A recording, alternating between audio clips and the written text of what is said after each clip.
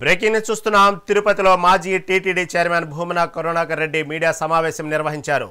కూటమి ప్రభుత్వంపై తీవ్ర విమర్శలు చేశారు.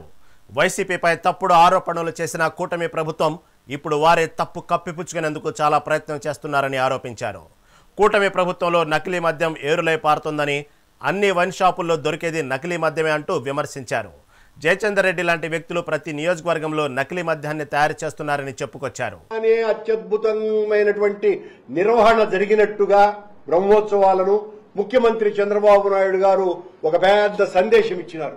కానీ చరిత్రలో ఎప్పుడు ఎక్కడ మన తిరుపతి ఆలయ చరిత్రలో బ్రహ్మోత్సవాల సమయాలలో తొక్కిసలాటలు జరిగినటువంటి సందర్భం ఏనాడు లేకపోగా అత్యంత నిష్ణాతులైనటువంటి ఉద్యోగస్తుల యొక్క కార్యాచరణ ఫలితంగా ప్రతి సంవత్సరము కూడా అవి విజయవంతం అవుతూనే ఉంటాయి. మేమెప్పుడూ కూడా మా పాలనలో బ్రహ్మోత్సవాలు అత్యద్భుతంగా నిర్వహించేసినాము అని దేవుడు జరుపుకునేటువంటి ఉత్సవాలవి, ఆయన చేసుకునేటువంటి ఉత్సవాలవి.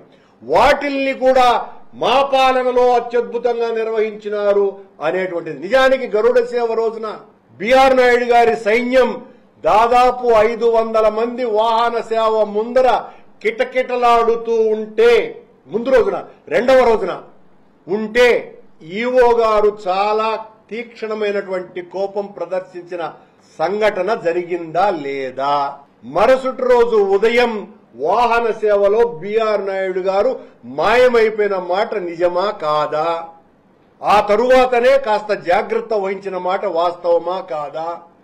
బ్రహ్మోత్సవాలలో గరుడ సేవ రోజున అలిపిరి దగ్గర నుంచి చెక్ పాయింట్ దగ్గర నుంచి మొత్తం తిరుచానూరు వరకు గరుడ వారధితో సహా వాహనాలను అసలు ప్రవేశమే లేకుండా చేసి భక్తులను నియంత్రించినారా లేదా?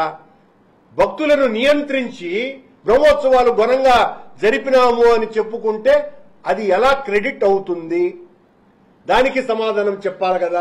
తిరుపతిలో మాజీ TTD chairman Bhumana Karunakar Reddy media సమావేశం నిర్వహించారు.